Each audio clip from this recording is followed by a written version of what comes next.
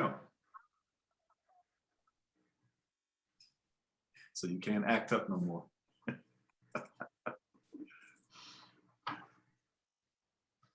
Can y'all still see it now? Yes. All right. So after last week and the week before, thank you all for continuing this discussion. We had really had some great stuff over the past 2 weeks. And then, of course, last week was my birthday. Yeah, this time, May 20th. And so I came on and you all were in deep discussion. It was hot and heavy. You dealt with some things about relationships, about marriage, men and women. And so these were some, and then of course, Apostle really kind of took it to the next level. We talked about IKEA man and all kinds of man. And so it was some good stuff. And please, if you haven't had a chance, go back and just soak it in. It's some really good, important information as well, as much as we're having fun with it, but everything is relative. It was right, it was righteous and uplifting, of course. And so thank you all for being there last week and covering me, Lady P, as you did.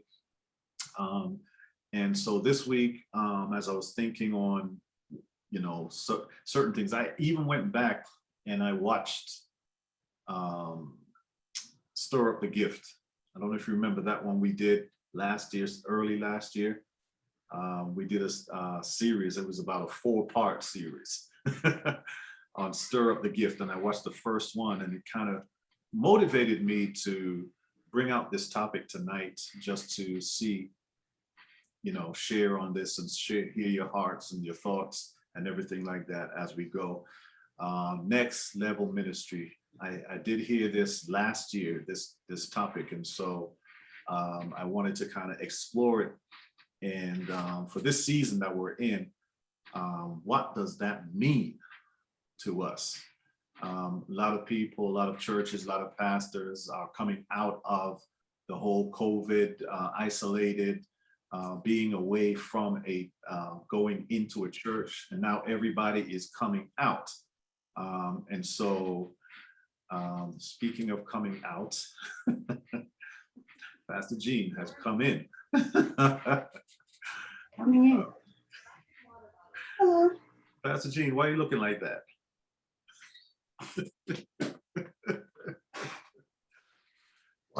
She has the burden of the world on her. Is that the burden of? I hope I'm not giving you that burden.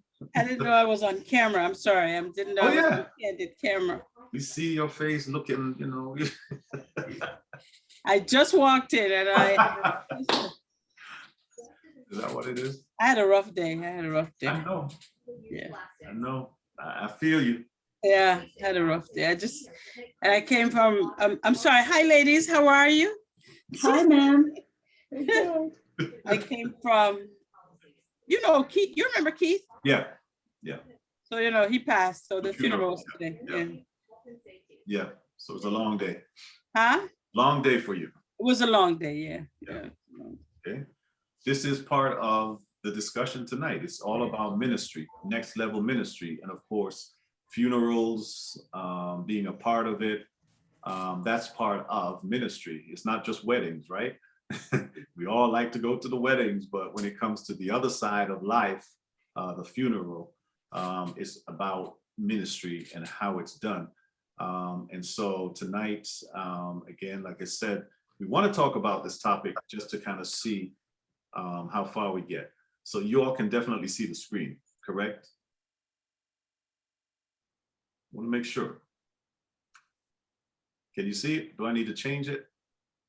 Is there any way you can just show us the one slide you want us to look at one time? I can.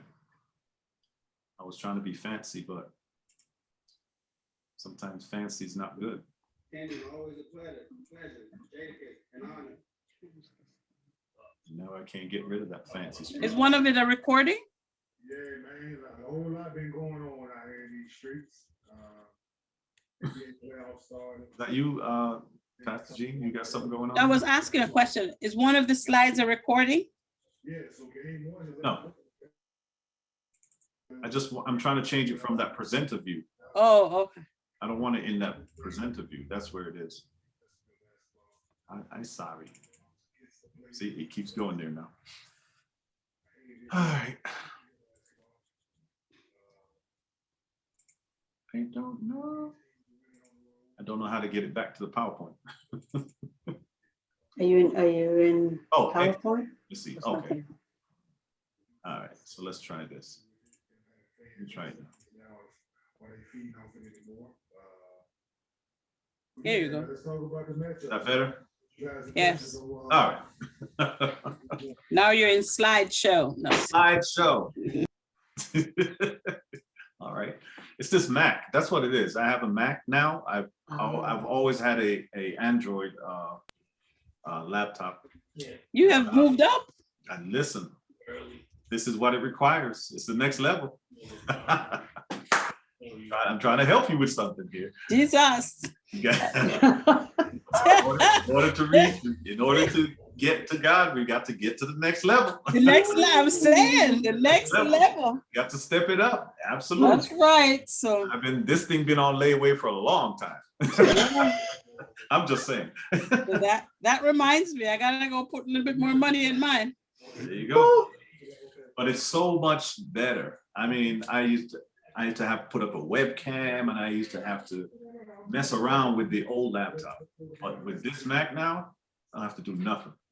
Everything's built. I'm glad you convinced me. I'm trying to tell you, it's over $10,000 worth of apps and everything that's on here. Wow. So don't ask me if I know much about them. There's music, you can do music on this. I mean, that's, kids, that's what the teens do. But it's really good. I love it. I'm starting to get the hang of it. So this is the first time I'm using the actual PowerPoint. Okay.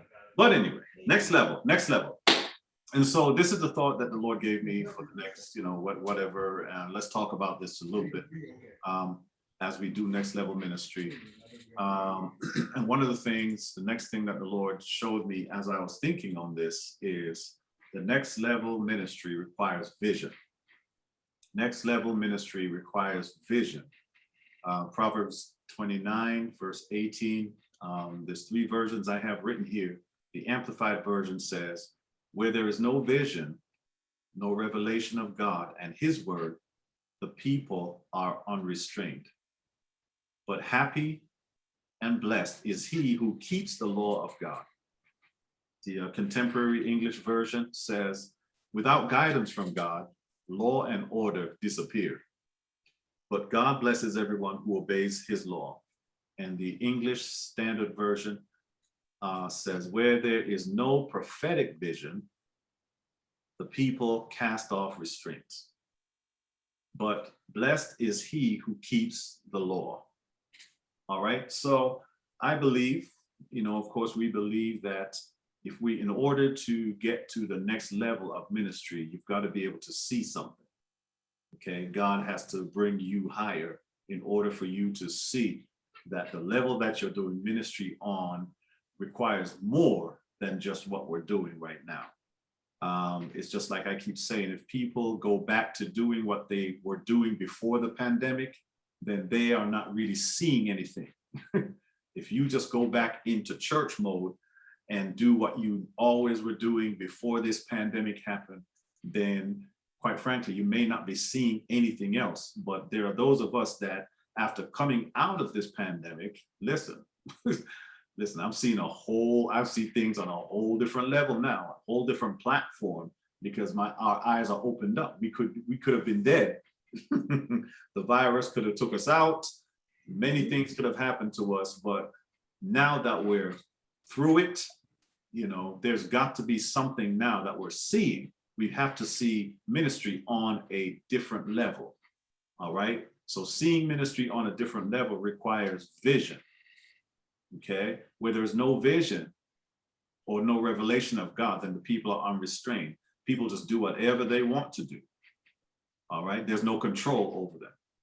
I'm just going to do whatever I want to do whenever.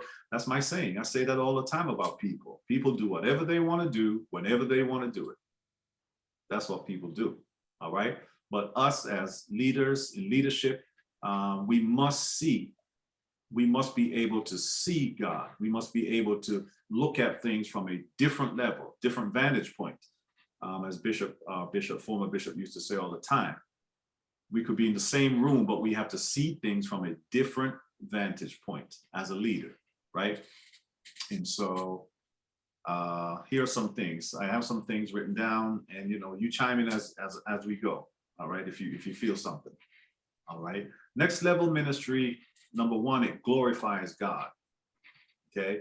Ephesians 4, verse 11 to 13, the NIV version says, so Christ gave the apostles, the prophets, the evangelists, the pastors, and the teachers to equip his people for works of service, so that the body of Christ may be built up until we all reach unity in the faith and in the knowledge of the Son of God, and become mature, attaining to the whole measure of the fullness of Christ.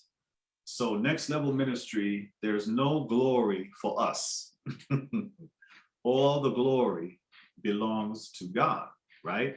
And it says he's given us the fivefold gifts for works of service. What works of service? All right.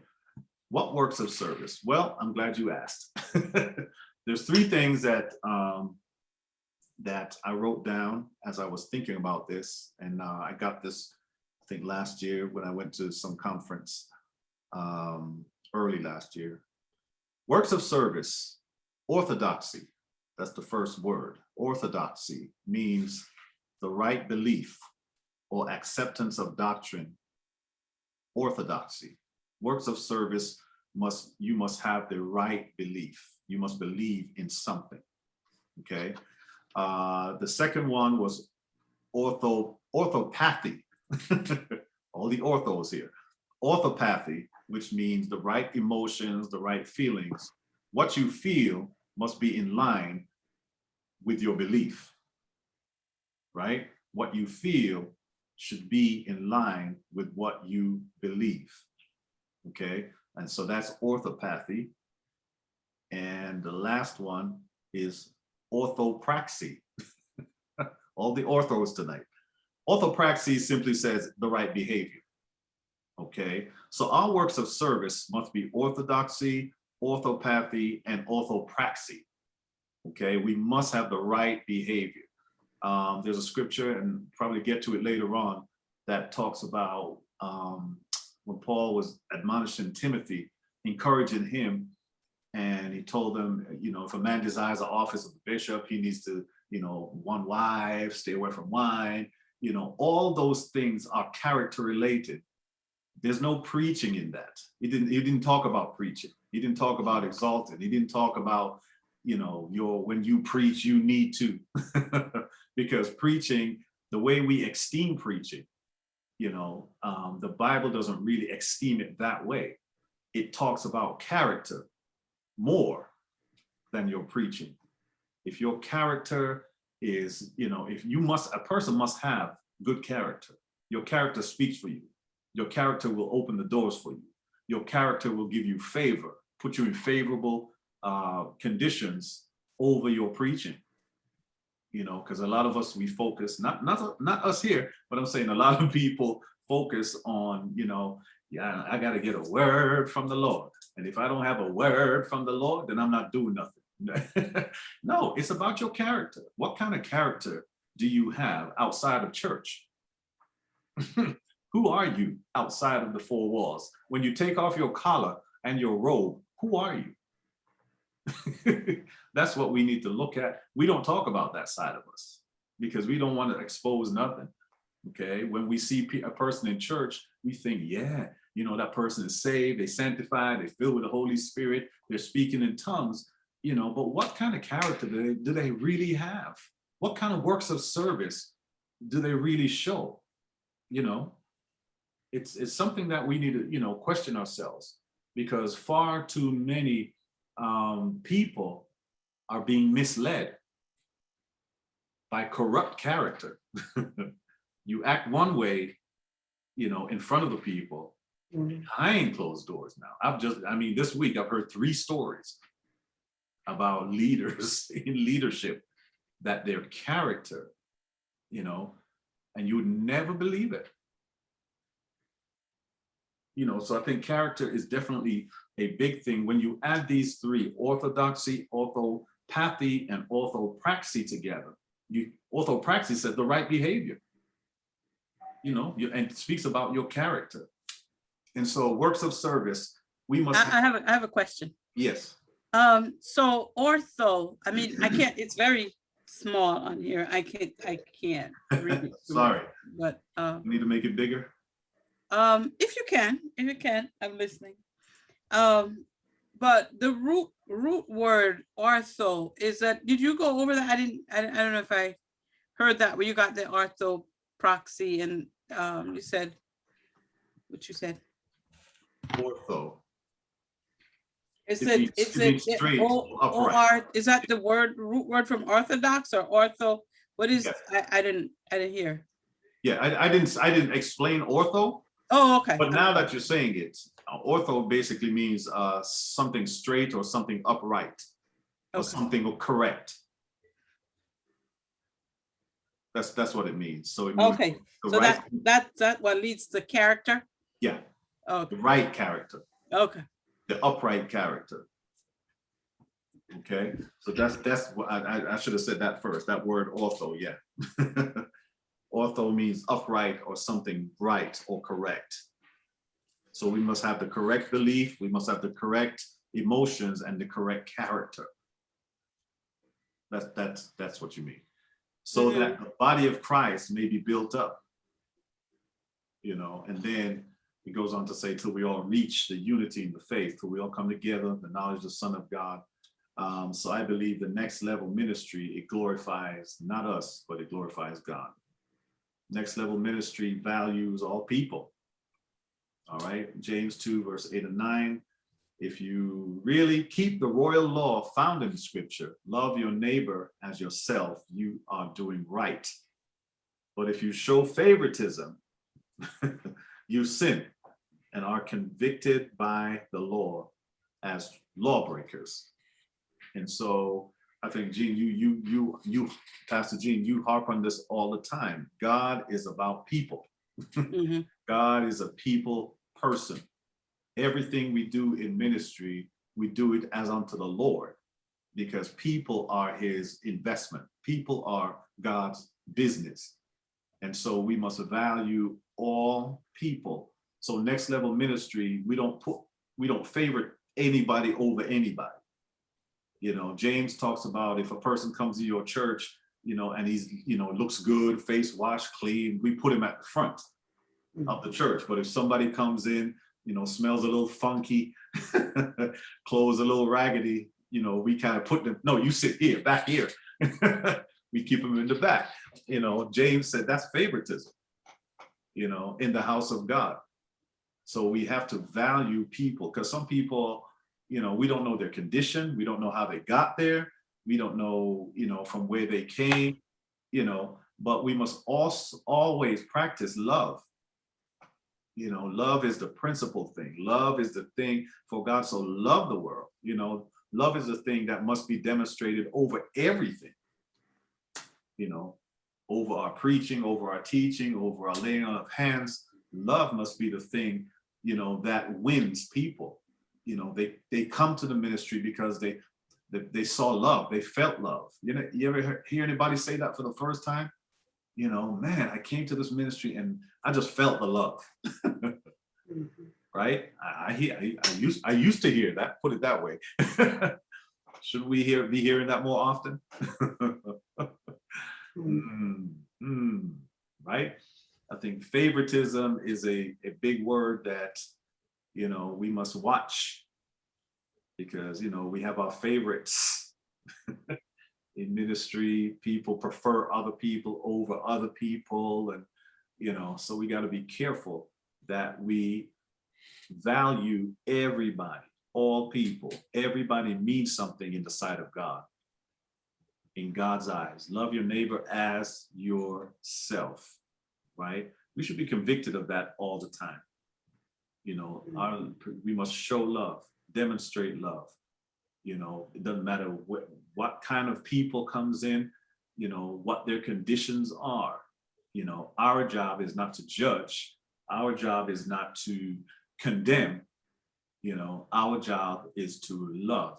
And it does not matter. You know, I've dealt with some degrees of situations, and I'm telling you, I've had to swallow how I feel and act how Christ, what would Christ do? What would Jesus do in that situation? You know, show love, because love was shown to me. I found myself in an awkward situation one time, and instead of excommunicating me, the person showed me love.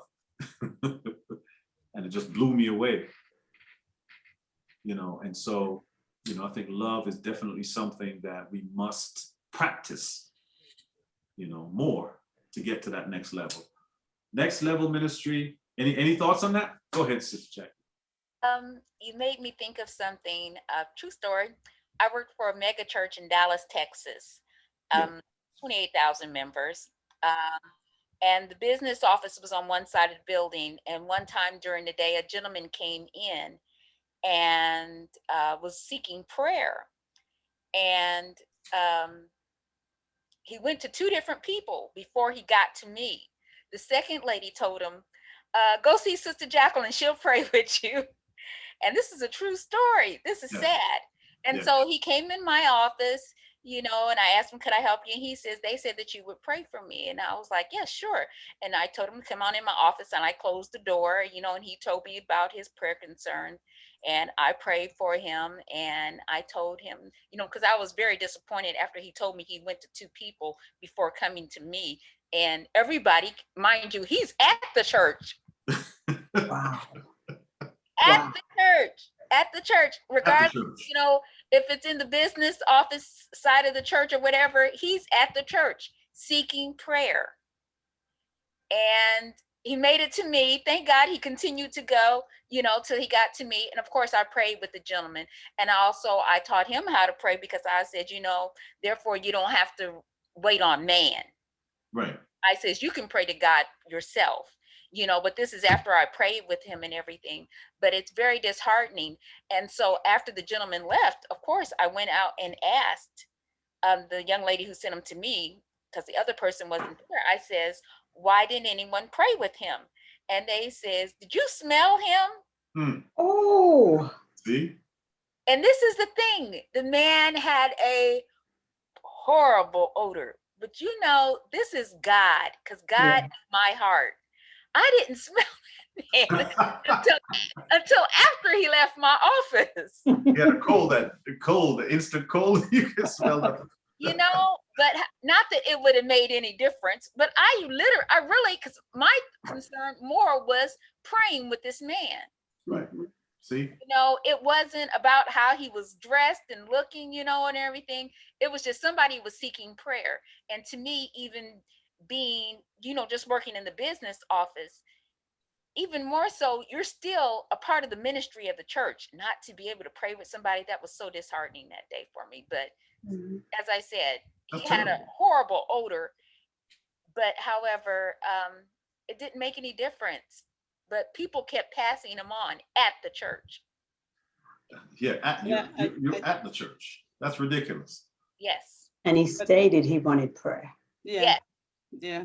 That's the bad part. That's the bad part, the sad part, because it would be different if he just came in and he was looking for money and he was looking for that type of help, but he said he needed prayer. Ooh. Yeah, but I think that's how we get caught up into I think Pastor John, you mentioned it, about into the things that we want, into our own agenda and what we want to do, and not what God wants to do. I think God blocks that smell, Sister Jacqueline, to get to the heart of the, because I can always say, people is your business, regardless of how they come. People is God's business. Without people, you know, we could clean him up and he could be a deacon and elder, you know, in the church. What? Because of the prayer we prayed for him.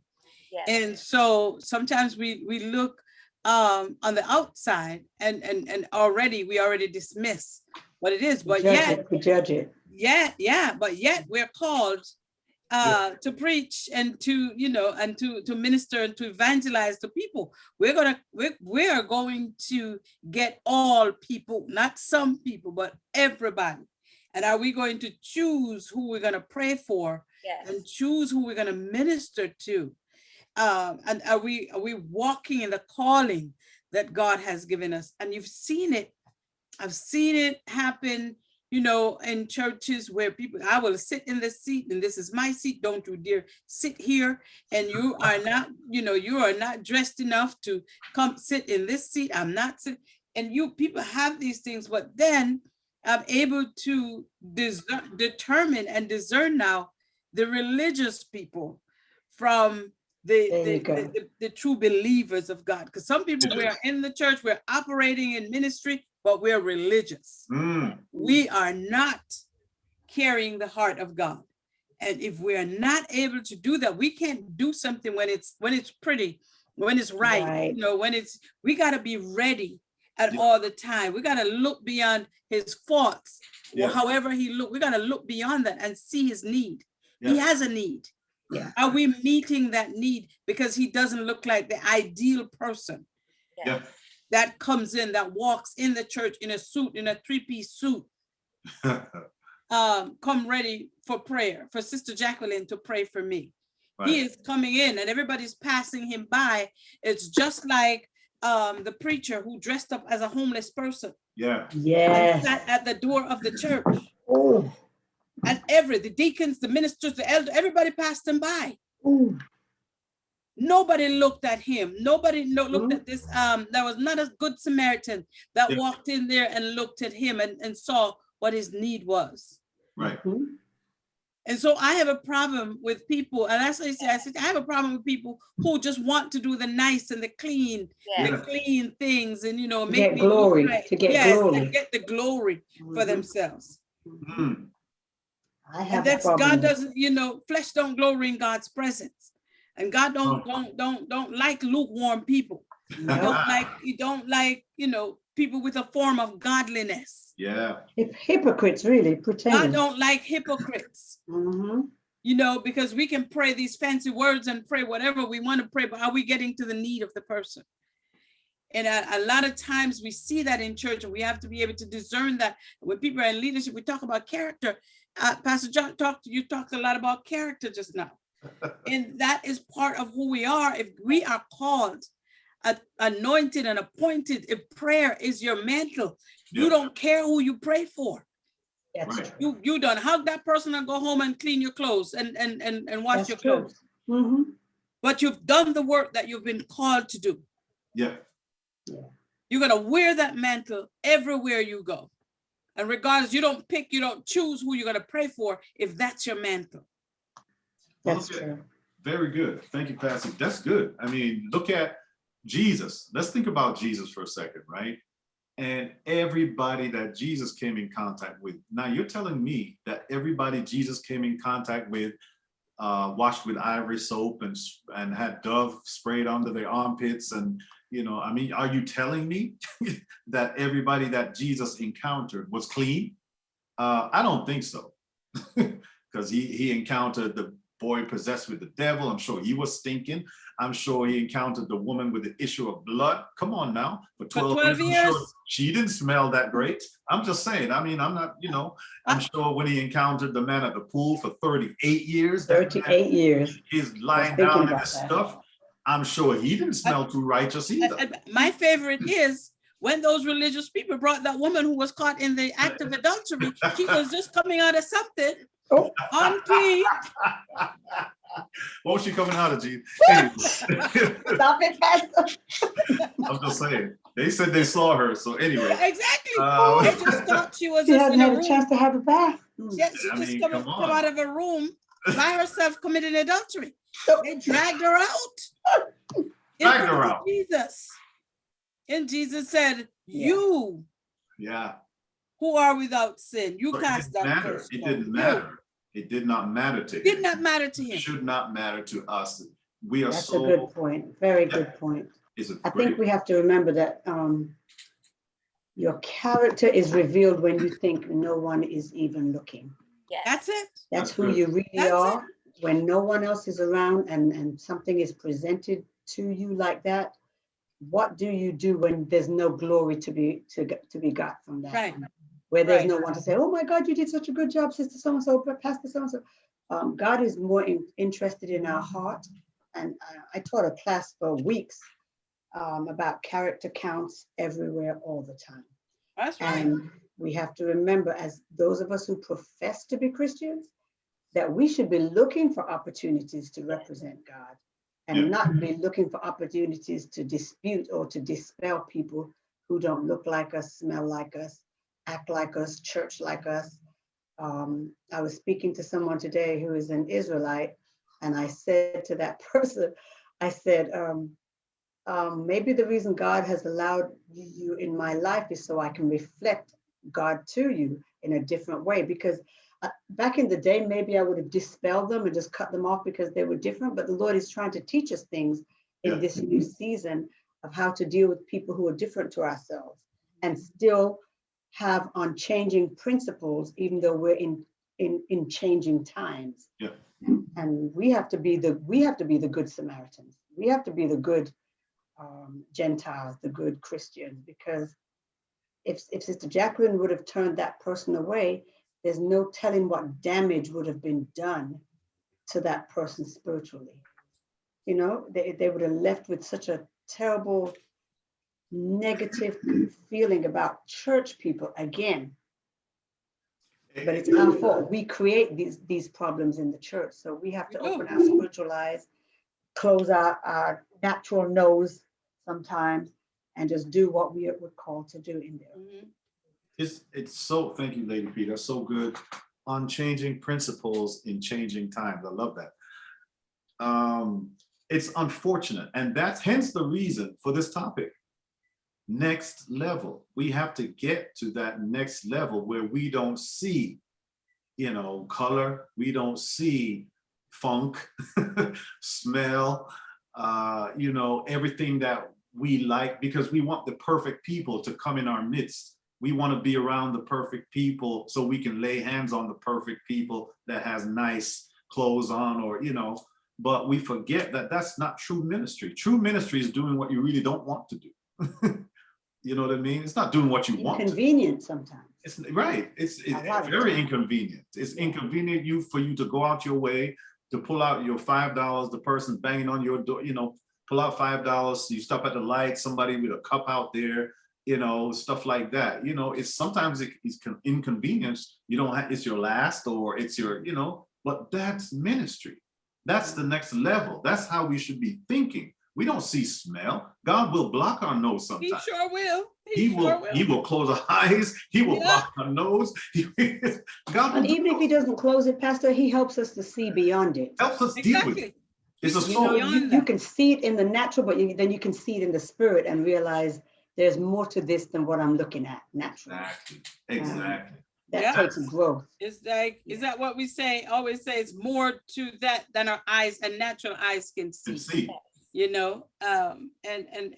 a lot of times we're looking with our natural eyes as to what is in front of us and who, but I like what Sister Jackie said, because that is in her private ministry.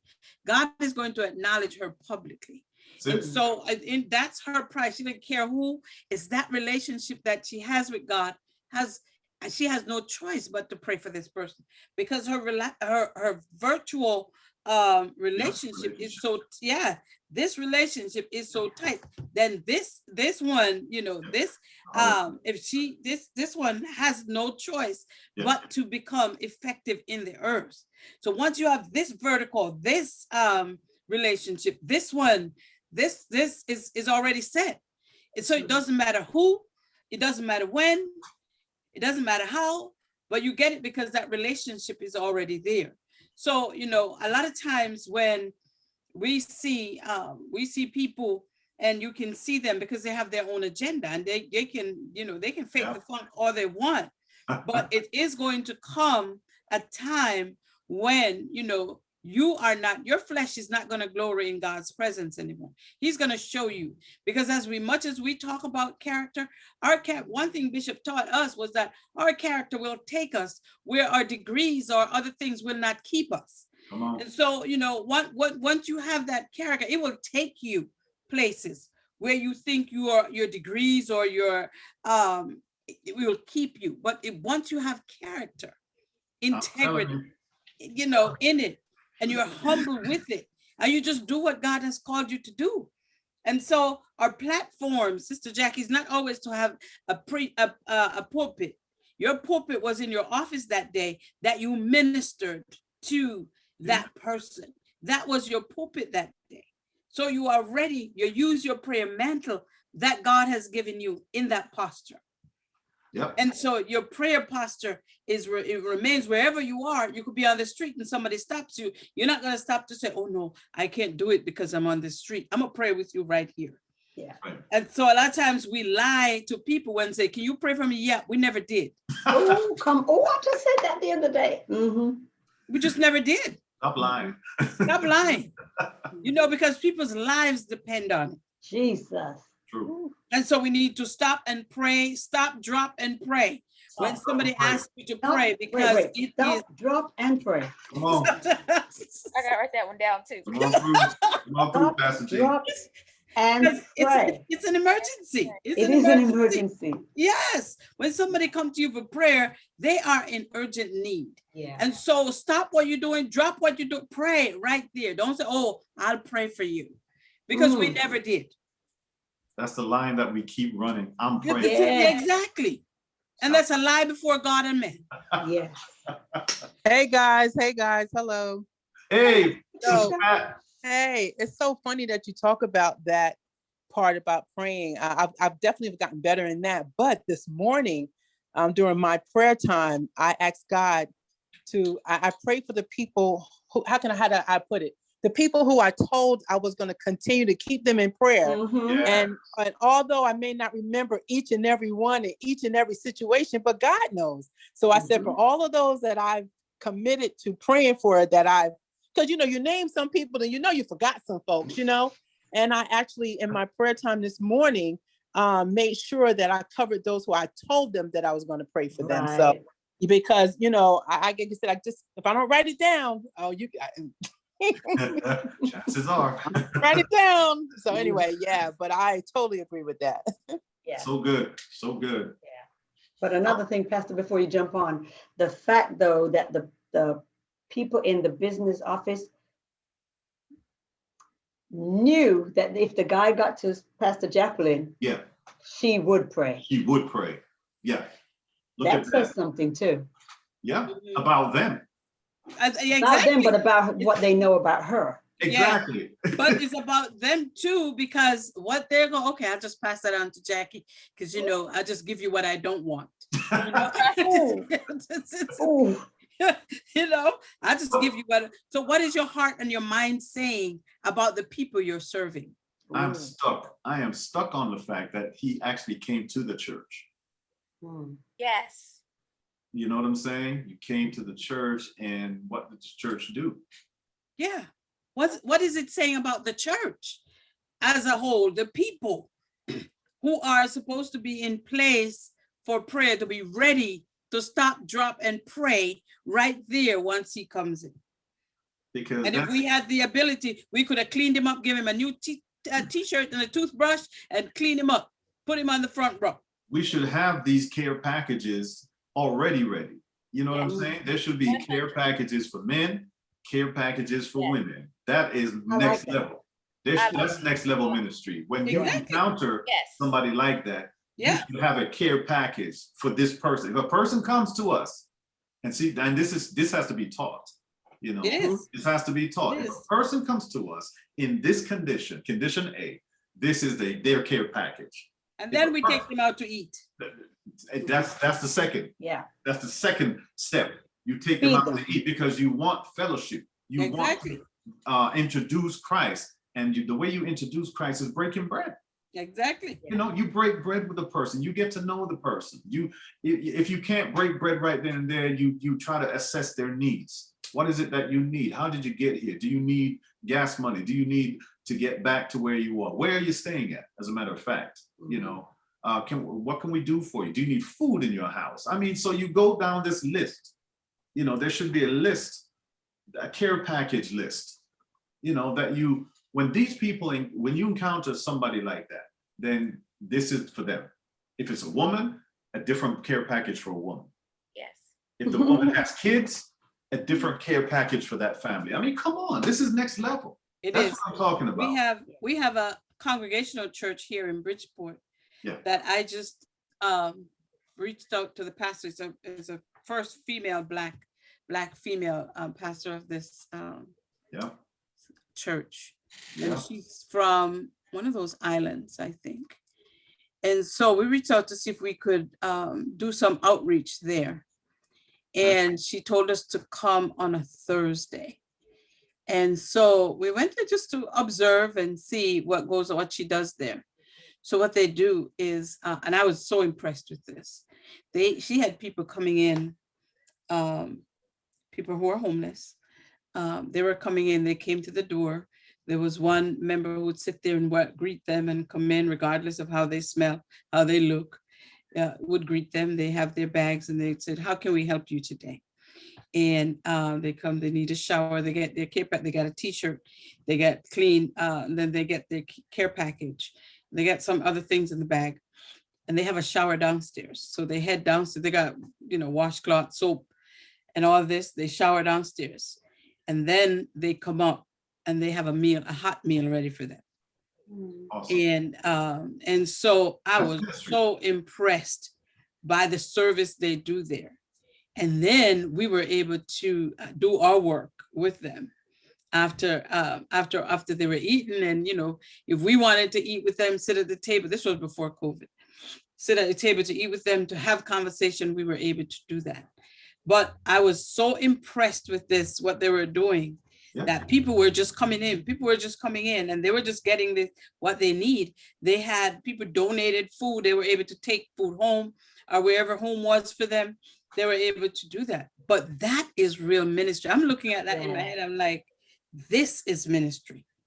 Right. Because I'm sure on Sunday morning, they're going to come in there for some spiritual food as well. That's it. That's you know what, that was my job when I was at Mount Perrin, to be that person, because I worked for the missions pastor, was to make sure the person was fed. At that time, Kroger was giving Mount Perrin free vouchers, like $25 vouchers, to give to people as they came in. Mind you, you did not even have to be a member of Mount Perrin. And I thought that was one of the beautiful things that church did, as well as give them something from the pantry, you know, trying to find out why investors. That's what we're supposed to be about. It's not about even trying to make them a part of our ministry. It's just about, you know, were you hungry when you were meeting hungry? Their needs. Yes. You know, we not only fed the person, we gave them a bus token. Right. What is the need? And I thought that was the one beautiful thing that particular, there were some issues, but however, that was one of the greatest things I thought that church did. It did meet the needs of the community. Exactly. And that is the point. How are we meeting the needs of the community? Because aren't we supposed to reach? That's the job. The community? That's the job. That's why we're in the town. That's why we're in the vicinity. That's why we call ourselves Christians, you know, so that we can go. Anyway, I got that. That's coming. These are my notes here, but next level ministry values all people. We're still on point number 2. It values all people, and that is the point. People are God's business. Stop, drop, and pray. Love that, Pastor Gene. That's good. I will definitely use that one. Ella Stacy, are you good? Woman of God. I love that look. She has a new look. I love that look too. Yeah, I love that look. I was gonna text you. I didn't recognize who it was at this first. Love it, love it. Yes. I love it. I didn't recognize who it was. Color and everything, nice. It's a little shorter than what I expected, but thank you. Oh, you're wearing it, girl. You're wearing that. Yes, you are. Beautiful. I didn't even recognize you. Like, I love it. Who's this person on the screen? But we're talking about next level ministry, and there are some components to it, and we're just going through them one at a time. Pastor Jay says she's going to be jumping on in a little while. She just texted me here. The next one is next level ministry. Is there any other thoughts on number 2? Are you guys good? No, I think that the emphasis and the focus is on people, because people is God's business. So I think, you know, I think there were some great points that came up in this, an example of how we treat people. And I think that's something that we should spend more time, ask God to we should examine ourselves and just see, are we meeting the needs of Jesus, of Matthew 25, where he says, you know, I feed the, you know, and how are we? Just to take an inventory of how we are. If we are called to do this work, you know, Matthew 25 should be our ministry. It's about people. It's what Jesus did.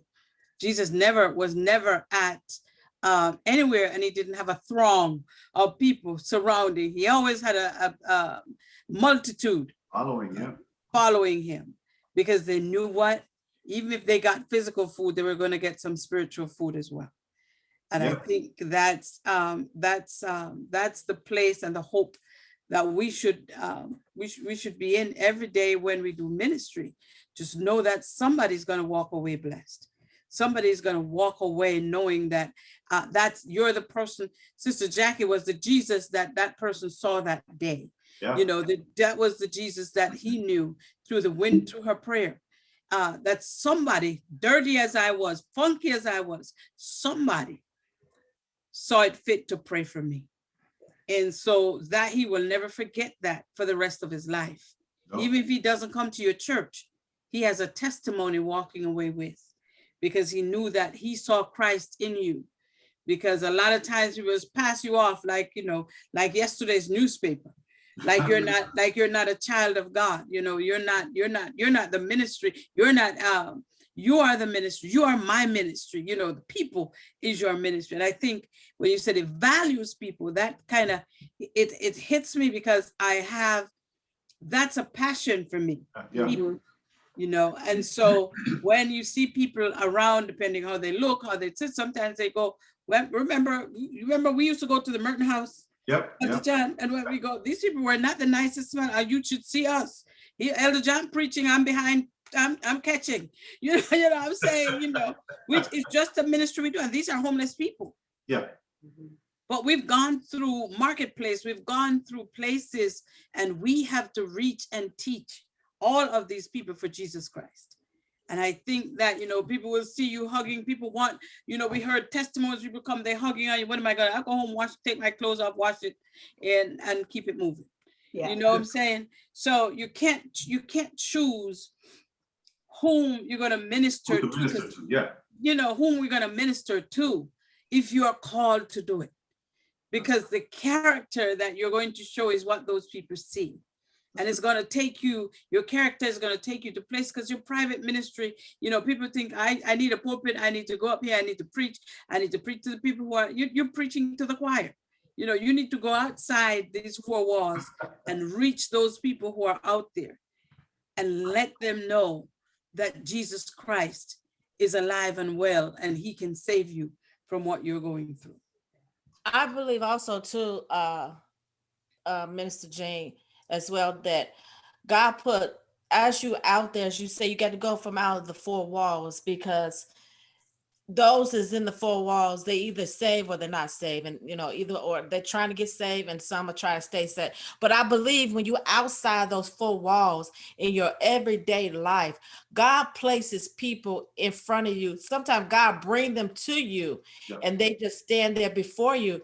Because I know, like Minister Jacqueline was saying about the person coming to her office.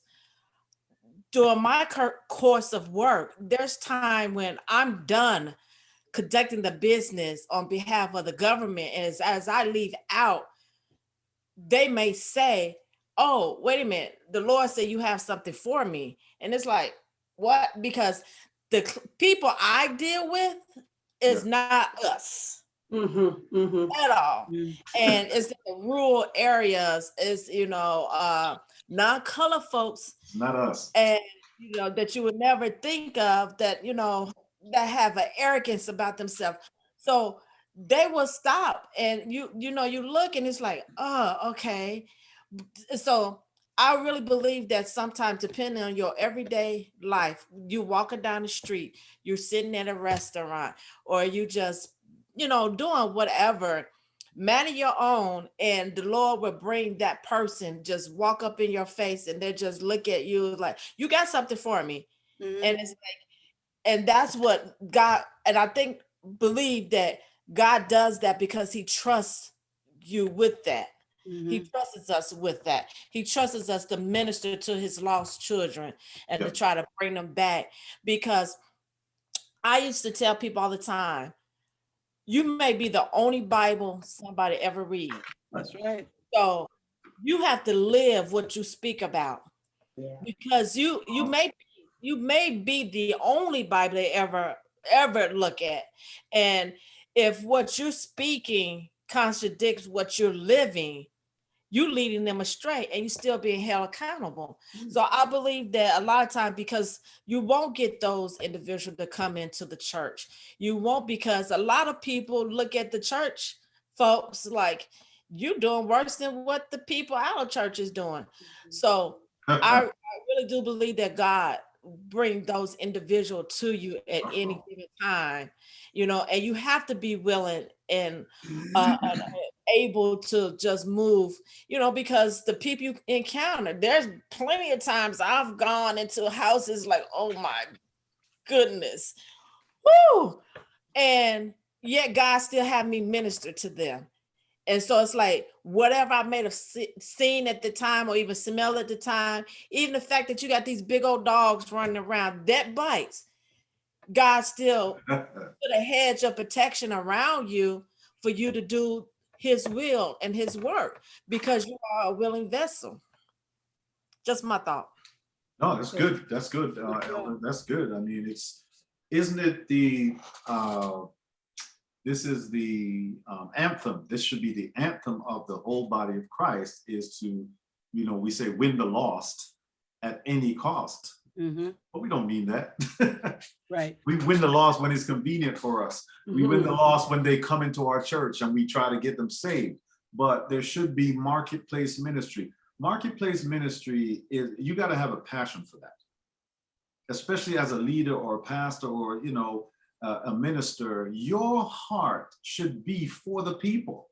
You should have a passion. If you don't have a passion or a conviction for fellow man, you don't even take up a title. It makes no sense. That doesn't make any sense, because taking on because we're chasing titles. This is what we're doing. This is what we do.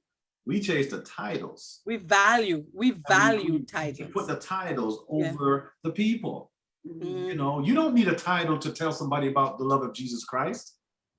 You don't need to be a preacher, a pastor, an archbishop, prophet or prophetess to tell somebody about your experience with the love of Jesus Christ. You don't. But see, we that's not attractive to some people. We don't want to go out there in the marketplace. We like it in our church, having on our nice choir robes and singing every Sunday and taking communion once a month and stuff like that. But Jesus is, again, Matthew 25. That's our ministry. I was hungry and you didn't feed me. I was thirsty. You didn't give me nothing to drink. I was in a prison. You didn't come and visit me. I was sick and shut in and nobody came. Jesus said, depart. I don't even know who you are. I don't even know you. I don't even know you. You come to church all your life and praise me, but I don't know you. Come on now. This is crazy. That's because we win the lost at any cost, as long as the cost is somebody else. That's it. That's it. As long as I ain't got to go out there and mess up my clean clothes and but come and hug me. But I remember when we were in those shelters, when we were back in the day, when we were preaching in the shelters. That young, I don't know if you remember that young lady who you had preached to, and she, we were ministering to her, and while you were preaching, she did come to church. She did come to the church. After that, we were able to help her to get on her feet, but again, That's where ministry lies. It's Yeah. not in the four walls. Yeah. I think that when we call, get into these titles and put everything into these titles, we get lost into the title. And we feel like people need to come to us rather than us going to the people. And this is so true. I remember when I first started doing my missionary work, so many people, Christians, were trying to talk me out of going on mission trips. Christians.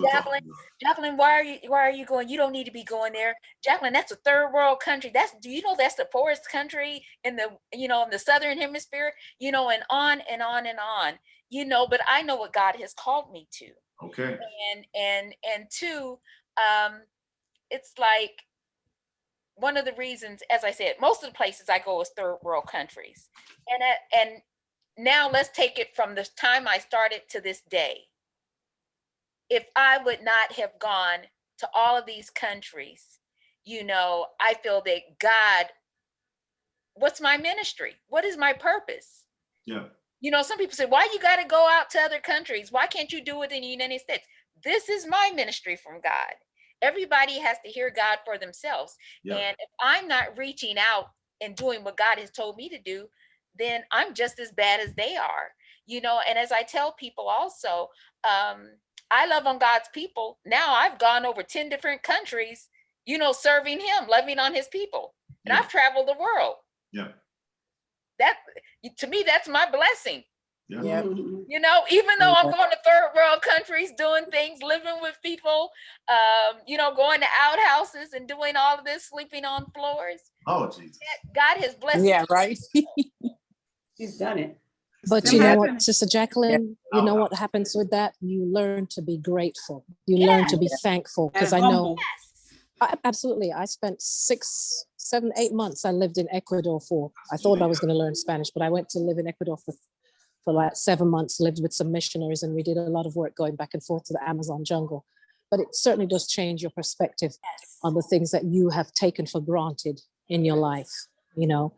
And as you were talking, Elder John, I was thinking to myself, as I'm running around still, trying to prepare for our retreat tomorrow. Minister Stacy will be there with us. We have a retreat tomorrow. We have 10 men, 10 women that we're going for a connection weekend.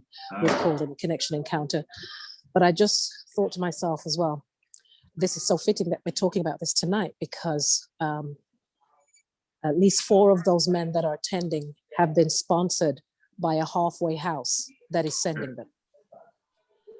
Because we have a few tentacles out into the community, and through Brother Deacon Charlie, that's one of the tentacles. And so this is our first time being able to minister to them on a whole, and it's going to be strange for them, but also it is also a good testing ground for the people of God as well, for us, because I want us to be able to receive all people and talk to all people and be able to minister to all people. And so it's going to be an interesting overnight. And I just, as you go forward tonight as well, remember to pray for our men who will be with them and being able to minister one-on-one in the cabins too with them, Yeah, that's it, Pastor Jay. That's the nail on the head.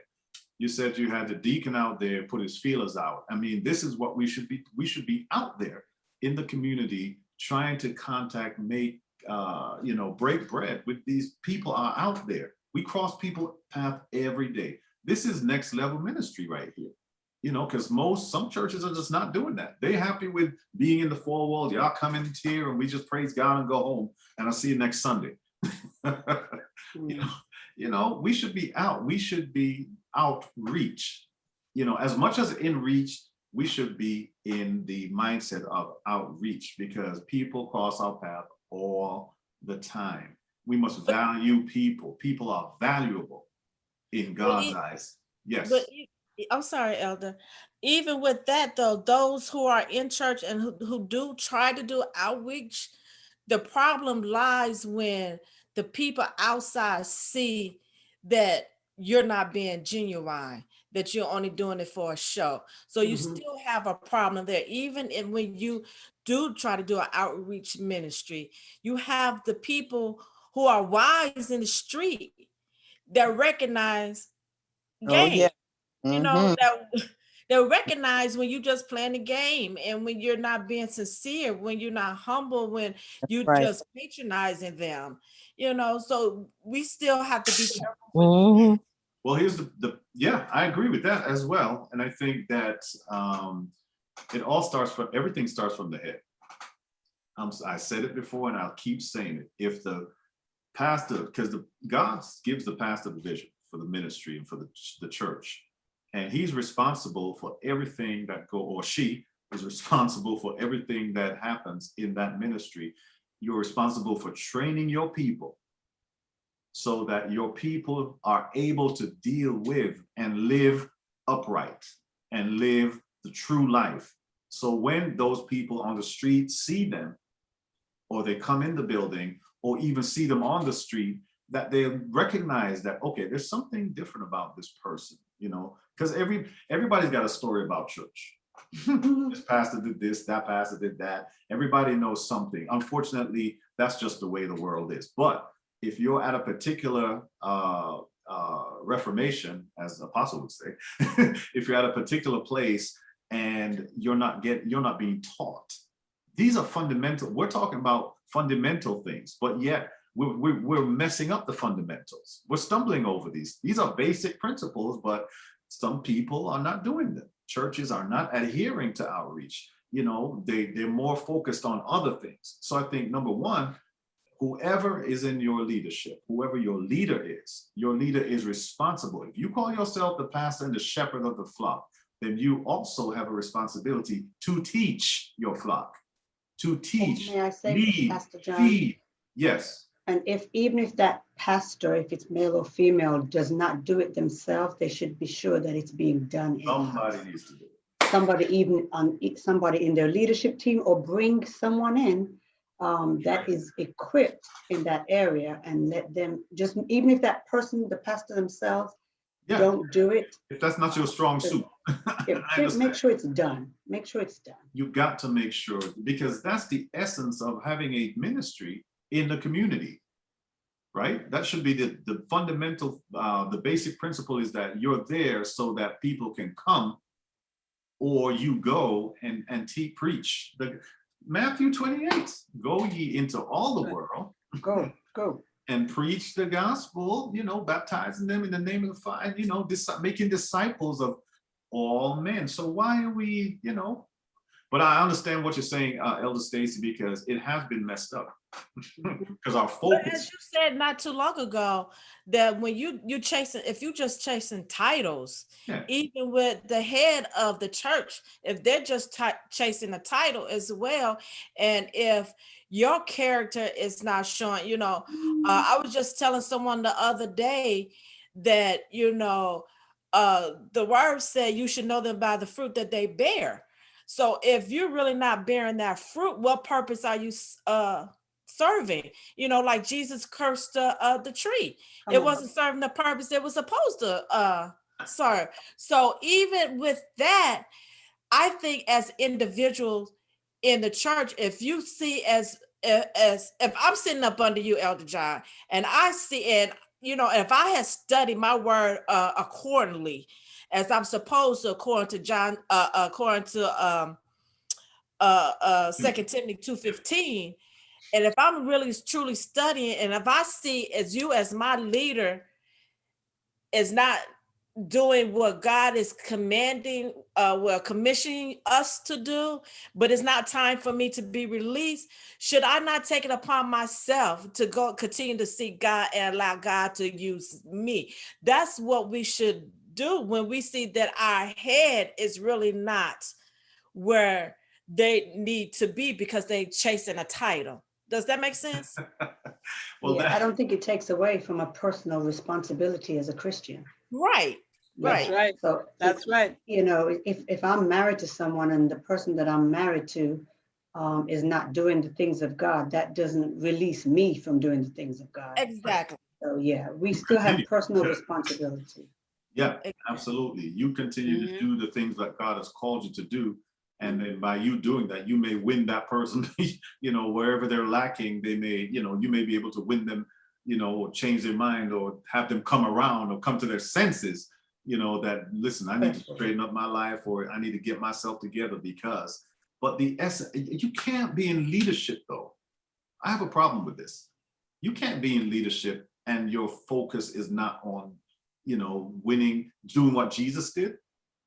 You shouldn't be in leadership. You shouldn't be in But leadership. there are people in leadership You who are should not be Christ-focused.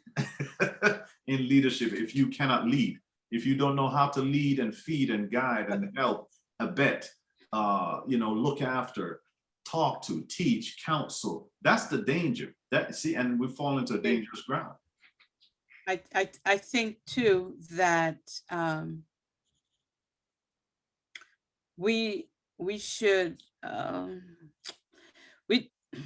You're trying to fix it. Don't fix it, Pastor G. Don't fix it. Let me say this Just kindly. let it go. Let me Release it. Release it. let me say this kindly. We're grown. I We think can handle that we could we should be able to equip our leaders before they go out, right? So my job that I get paid to do involves outreach. Yeah. Because it has deliverables. We have deliverables that we got to do. And we can't stay in-house and get it. We got to go outside and do it. And this kind of helps me, grounds me too, when it gives me a spiritual perspective as to the work that God has called me to do. Yeah. And what I've realized is that if you want to get your deliverables, which is people, you want to get them, you gotta go out and reach them. Sometimes you gotta touch them, and they can't just see you as just needed them as a number. Mm-hmm. They gotta see you as wanting them to be a part of what you're doing, and so that comes with techniques, that comes with skills. Yeah. For you to do that. And so what I've found is that people, sometimes we, in our own natural eyes and ears, we hear people know, 3 scriptures, and we say, oh, they're ready for they're ready for leadership. No, they're not. I think you got to equip them, because they're going to go out and they represent God first of all, and then they represent you, represent the church. And so when we are ascending, because that's what the Bible says, go. It doesn't tell you to stay, you're equipped, but you got to be ready. He said, go and teach, spread the gospel, the good news of Jesus Christ to the people. Now that you've been fed, now that you're fat with the word, you're pregnant with the word, now you got to go give it birth somewhere. And I think that, we don't, as a church, we like to sit in and we like to hear the word and we like to sit in it. And sometimes our pastors get upset when we want to do the ministry that we are called to do, because when we go out there, we're able to bring people in. And I remember we used to do radio ministry for our church. I used to do the radio ministry, and that's how outreach. That's what was our outreach, because people would come. Oh, I heard you, Bishop, on the radio, and I had to come to see you. And a lot of our members came via the radio station. A lot of people come. There was I want to see who's the voice behind this, this radio station. And they come and they use that as our tool. So we've got to we've got to be equipped as to what it is that we got to do. We come in every Sunday after Sunday after Sunday, and we sit in. We don't have a time to say, let's go out together. Let's a group of us go out and let the community see who we are. Oh, those are, Kingdom Connections down the street. Oh, they just moved here. Hi, how you doing? And so you make that connection, that kingdom connection here on earth. And so you get people to go, oh, we see that, we know the pastor, we see, your members, and we see, and that's how we make that, people make connection. And even if we go out there, if we sit in the walls, people would they see the building, they'll never know who we are. And it's always, so that's the kind of outreach that I always tell Bishop. That's the kind of, he didn't mind me going out to, in all the earth, to go do the ministry that because he knows I'm coming back. He's not afraid that somebody's going to steal me out there,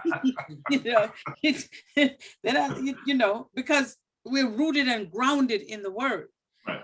So and you've been trained too. You've been trained properly. You've been taught, in the things of God. You know how to minister. You know how to witness. You know how to represent Christ. You're not just going out there as a novice, willy-nilly. You have your own testimony. You know what God did for you. You know what I'm saying? And so that's so good, Pastor Gene. Pastors, a pastor cannot do everything. And as Lady P said, if the pastor can't go, then there should be somebody in that congregation that's able to fill in that gap or has a passion for it. Because sometimes you got to develop a passion for souls, passion to speak to people, a passion to, not everybody has that thing. Not everybody's a Pastor Gene. Right. Not everybody has that calling, so to speak. And not just, sorry, I was going to say, not just the passion as well, Elder John. I think that a lot of people need to be able to overcome their fear of talking to other people. Mm-hmm. I don't know. I think sometimes we take the gospel so very personally that if somebody rejects Christ, they've rejected you. Yeah. Do you know what I'm saying? And I think that if we away from us, do you know what I mean? Everybody has a testimony. If God Yes. saves you should be able to tell your testimony of what God did for you or delivered you from. You don't need to, because I hear what you're saying. Some people feel that they need to go up there and preach to the lost. It's not the Sermon on the Mount like Christ. No, it's not that. It's simply telling somebody, because here's the thing, we make this thing so deep. We make witnessing and evangelistic work and it's just so deep. We got to pass degrees to do this. And no, it's simple. It's simply telling somebody about the love of Jesus Christ or what God delivered you from, what you were in, and where you are. You okay, Pastor J? You all right, Pastor J? There's some screaming going on. It must be a bad area. Yeah, that's it. So we Lost you. Oh, you okay, Pastor J?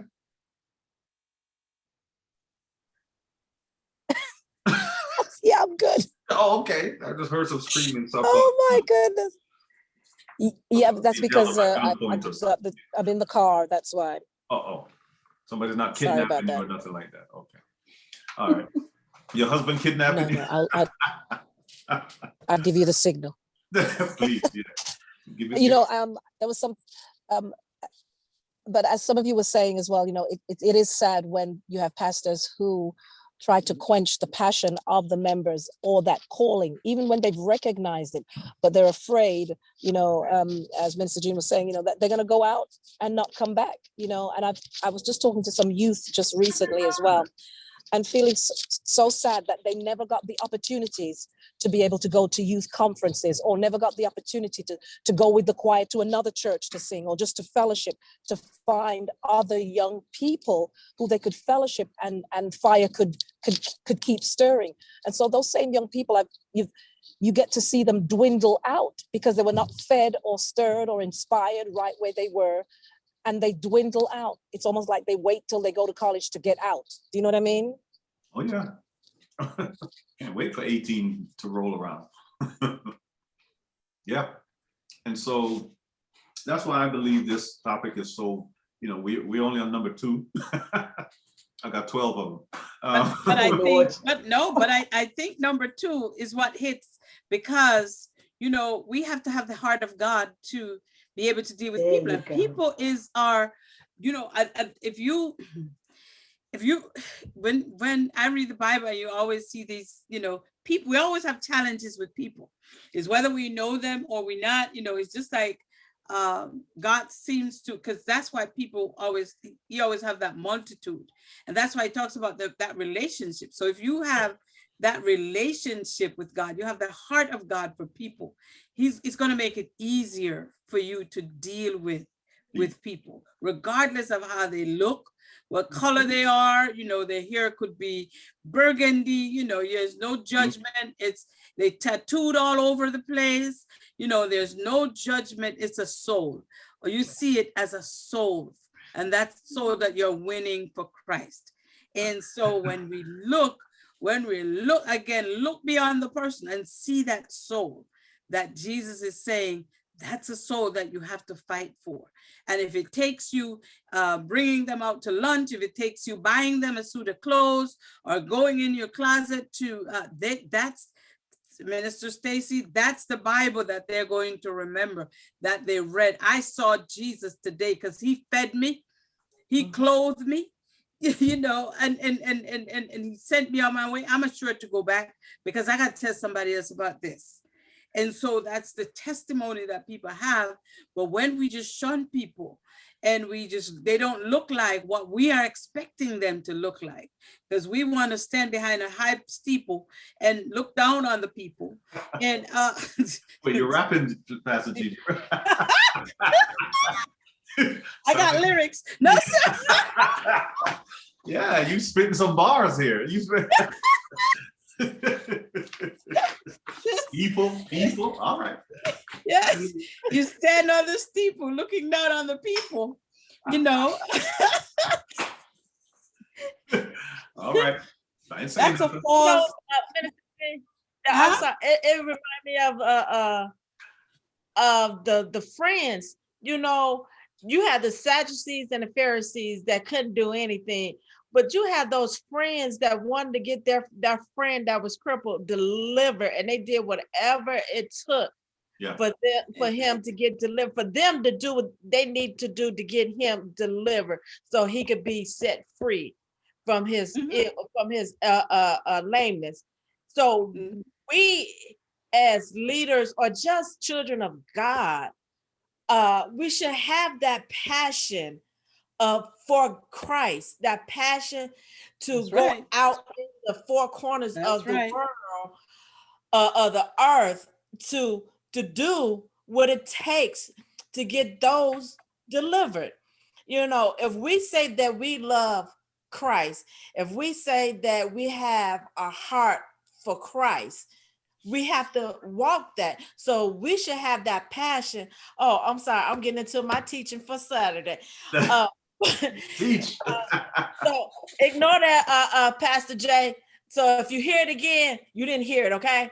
But we should have that passion for Christ that we say that we had to go out there to the four corners and help those get delivered, because there was someone out there, because we hadn't always been saved, but there was someone out there who prayed for us, who helped us to get delivered, to help push us into our purpose and into the zeal that we have now for Christ. So the same way someone was there for us, we need to be there for someone else who's not saved. Because right now, where I'm at in my life, the church folks is gonna be the church folks. So those up in church, either you play in church, which most of them are, or you truly on the same side of the Lord, and you got just as much passion for him that you say you do. But most of them these days, you're playing, you know, that's a whole nother. So we could talk about that on a whole nother. But we should have that zeal. Like Paul had that zeal, you know, but that goes to show us that we never had a true encounter with Christ. Because if we had a true encounter with Christ, our walk would be so different. As Paul had a passion to persecute when he had that experience on the road to Damascus, his passion and zeal changed for Christ ever since, and he never looked back. So that shows me that those that's in the church and in leadership, that you truly maybe never had a real encounter with the Lord. Good, Elder. That's so good. It reminds me of, like, as you mentioned, Paul, you know, the whole idea behind Acts chapter 2, the day of Pentecost, the Holy Spirit coming, the whole idea behind it wasn't just so those everybody could be filled and speak in tongues as the Spirit gave them utterance. There was work to be done, because right after that anointing, 50 days after the 50 days after resurrection, we just had Pentecost Sunday last week, right? But the whole idea behind that was so that they could reach the people, because right after that, Peter preached, and what, 3,000 over 3,000 souls, so the whole idea wasn't, we focus on the Holy Ghost coming and the day of Pentecost. You know how many messages I heard about that? But nobody talks about what happened after that. Well, that was the purpose of the power. Yeah, because what happened was they were filled with power to do work. You see what I'm saying? And right after the power came, then the work came. The whole idea was so that the souls could be saved and people could come to Christ. That was the idea behind it. And from that point on, the church started to be established. Ministry, they were breaking bread house to house. You see what I'm saying? And it was still all about souls. It was about outreach. It was about being in the marketplace. It was about ministering to the lost. And, and I'm glad you raised that point again, Elder. You do have people that want to see you whole and want to see you well. Those men that broke up the roof and let the man down on that mat, that was his boy. They wanted their boy to meet Christ. He can heal you. He can save you. He can set you free. We're going to do what we have to do. They broke up the roof of the house and lowered them. You see what I'm saying? They did that. By any means necessary. We got to get him saved. By any means necessary. Yeah. We got to get him saved. That's it. We got to get him saved. I remember I preached a message, as you mentioned, tattoo, Pastor Gene. I preached a message one time called "We Need More Tattoos in Church." Everybody looked at me. That sounds controversial. Huh? What was that? I said, that sounds controversial. People be looking at you like, people were looking at me like, oh God, he done lost his mind now. He done lost his mind. We're gonna have to call the bishop, overseer. We're gonna have to strip him of his title. But the whole idea behind that was there were nobody unsaved in there. Everybody was saved. Everybody had on their suits and their nice this and that. But where are the unsaved? Where are the people that we're supposed to be reaching? They weren't in there. Because the people that we're supposed to reach don't look like us. They have tattoos. They have everything. Those are the people that Christ came for. He came for those people. He came to seek and save those which were lost. He didn't come for us in our 3-piece suit and our 4-piece suit and our 15-piece outfit and, our nice, oh Lord, it's just too much. It's just too much. Are you trying to say that my church hats won't elevate me? Yeah. It's blocking. It will elevate you to hell. Yes. What kind of thing is this? It's blocking. It's blocking our entryway. It's blocking the entrance to heaven. Forgive me. I was at a location once. I remember. I think I told you guys before, but I was at a location once, and they were asking for offerings for missions, and I looked out and I had talked to some of the ushers, and they'd said that most of the people there had bought hats for this event. At the sum of 500 up, and I remember saying, "Let's sell a hat and sell the hat, yeah, sell a hat and put the money to missions," kind of thing, $500 for a hat. Be surprised, folks. But yeah, I think the people want the real gospel, and the real gospel is the life that we live. Come on. It's the life that we live. It's not even the stuff that comes out of our mouth as well. It's the attitude. It's our heart. Again, the heart of the matter is the matter of the heart. It's how we treat people. It's how we treat all people. It's how we reach out to people. It's the authenticity of the words we speak and the care we say we have.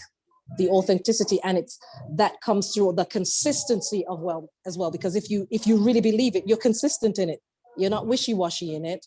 And Minister Stacy's right. Too often, those looking in see too much of what they see outside, and at the same token, even in that, the tears and wheat will grow. God always has a remnant. The remnant has to stand. Amen. I agree, Pastor Jay. I agree with that. And hence, that's next level ministry, you know, because you can't, if you keep continuing to do what you did 2 or 3 years ago and you're getting no results, chances are you need to change something. You need to, you need to fix something. You need to, you know, ask God to give you vision, you know, because this is a new season now. Listen, the same demons that we used to wrestle with, you know, back in the day, they got some new demons these days. You know, you ask the young folk, they'll tell you. They're dealing with demonic activity on a whole different level. I'm telling you. I think the demons meet us at whatever age level we're at. Yeah. You know, in the generation prior to this, the devils or enemies may have shown up one way, but now they're showing up based on this generation. They're showing What's up. going on in the Showing world. up. 1,000 different ways. Mhm. Yeah, you know, and so that behooves us that, you know, we make sure that our connection to God, because God, again, he's about people. Doesn't matter, you know, they could be, Jesus dealt with the demon possessed, full of the devil. He dealt with the man in the tombs. And you can't deal with people on that level if you have no relationship with God. If you don't know who God is, if you don't know, have Leave them no alone. power and no authority, you must stay on the boat. Don't get off that boat. Let Jesus get off the boat. You know, stay on last, the I'm just gonna share this. Last night I was on a committee. boat. Uh-oh. Do I need to stop recording? I'm just asking. Not gonna name names, but Okay. I was on a committee for I'm sorry, I'm twisting because my computer is about to die and I'm looking for my charger. Oh my God. So I was on a committee for a licensure that's about to take place. And the person who's going to do it, they see on the outside on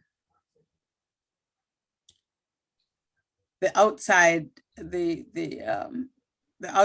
outside she sees what she sees, right? She sees that she's trying to license her as an evangelist. Okay. This person has had a lot of trauma, Right. childhood trauma. Uh-huh. And now in order for her to get through some of it, she hugs a lot, and she's, you know, she like talk to people, but talk to a lot of people, and she's makes friends easily. But behind that, there's a lot of reasoning why she does that. Right. And so when you talk to her on a personal basis, I've had a couple of incidents with her where she thought that, you know, I was telling her what to do, or, you know, we had at events, and all I said was, you know, just make sure that, you know, we stay in place and do what we need to do, and came off like really wrong. Like, you know, the way I was taught in church, you know, when I take, as I said, I take ministry very seriously. I don't want to go out and act like a Pharisee or a Sadducee, or, you know, just be out there acting and performing. I want to do ministry. And so a couple of times I tried to, you know, kind of share, you know, I don't want to place judgment on people, just kind of share that, you know, some of the things, you know, I do, I'm not, and, you know, I'm not demeaning you. I'm not saying, all I'm saying is that, you know, when in this particular case, this is what you do, and this is, blah, blah. It didn't end up well anyway. Uh-oh. So, but it seemed like I was chosen to be on this committee. I was like, oh dear Jesus.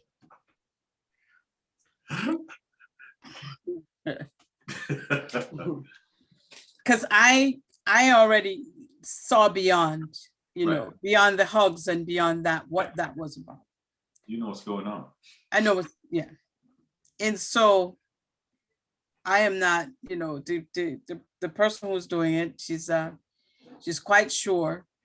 And so sometimes, you know, when people are sure about what they're able to do, they don't ask your opinion, they don't ask what you think. But somehow Jesus put put me on her heart just to be on the committee. So she asked me to share. And I was very kind.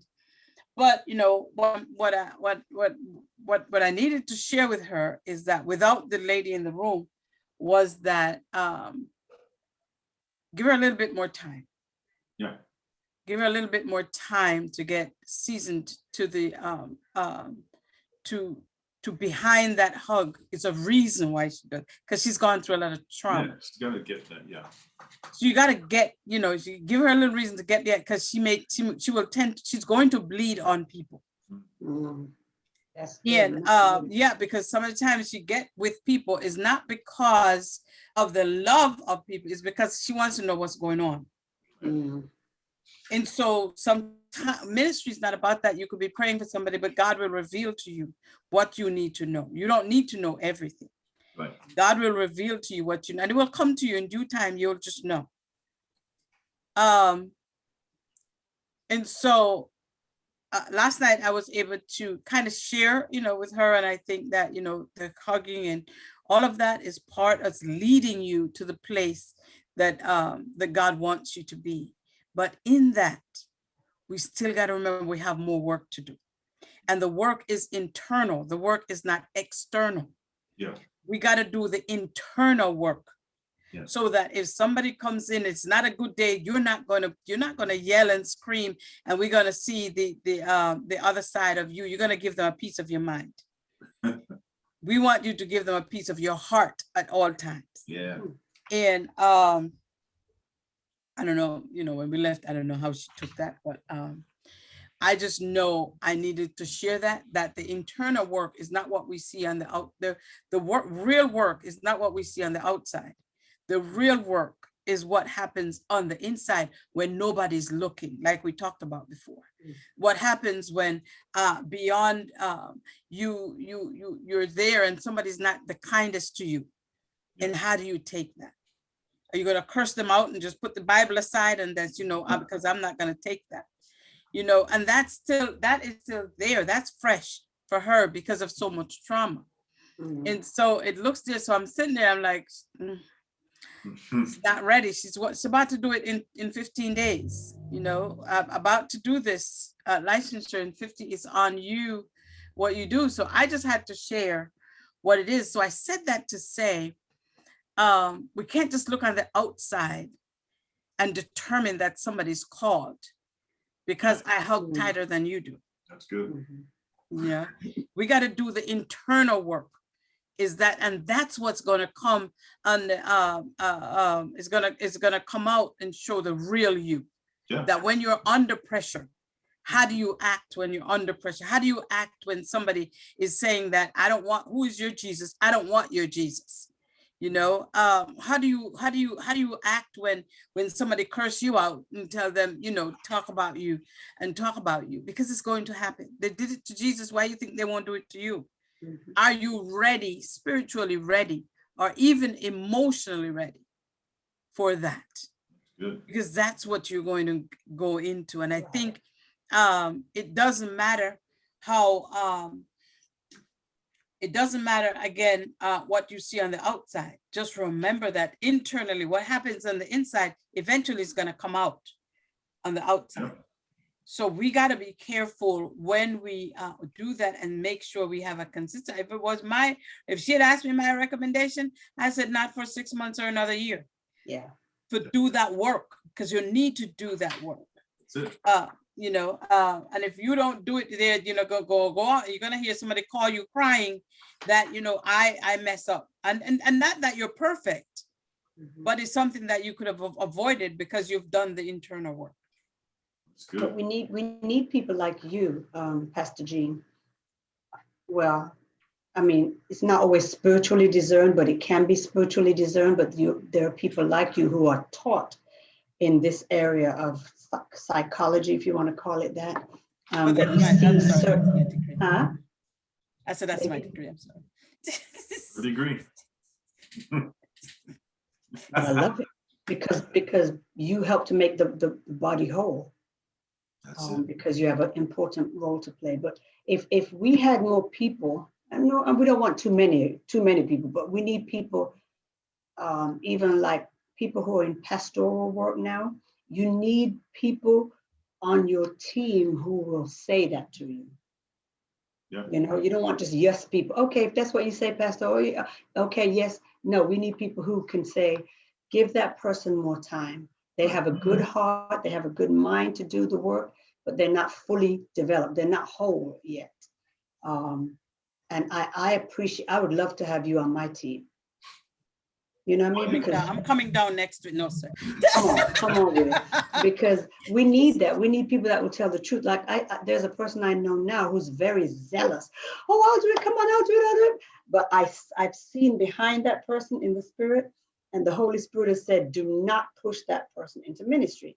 But I know if we said, would you be willing to do this? They'd be like, yes, yes, yes. But I see in the spirit that they're not ready. And a lot of times, and it's funny because my daughter, one of my daughters, well, they're both prophetic, I guess, said, all of that talk, Mom, be careful of all of that talk. They were talking about the person that I'm referring to. That is just a cover. That is just a cover. Don't let that fool you. I said, I see it already. I see it already. And so we have to be able to pick up on those things. Because So we don't want a lot of people bleeding on people who are hurting. Well, that falls in line with when the Bible talks about this, that the spirit is willing, but the flesh is weak as well. You know, you can have people who are so willing, they're zealous, but the truth is, in their humanity, they're not ready. It would be too much for them.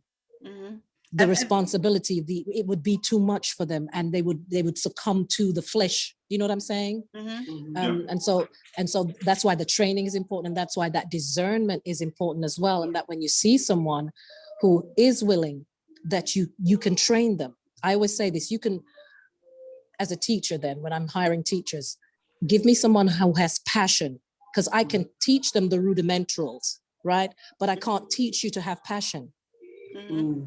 That has to come from you. So if someone has a passion for people as well, and we can learn how to identify where the giftings are and how to cultivate and how to groom and how to guide them to be the best that they can be, and so that they can use that passion and God can direct it in his kingdom, because it's there for a reason.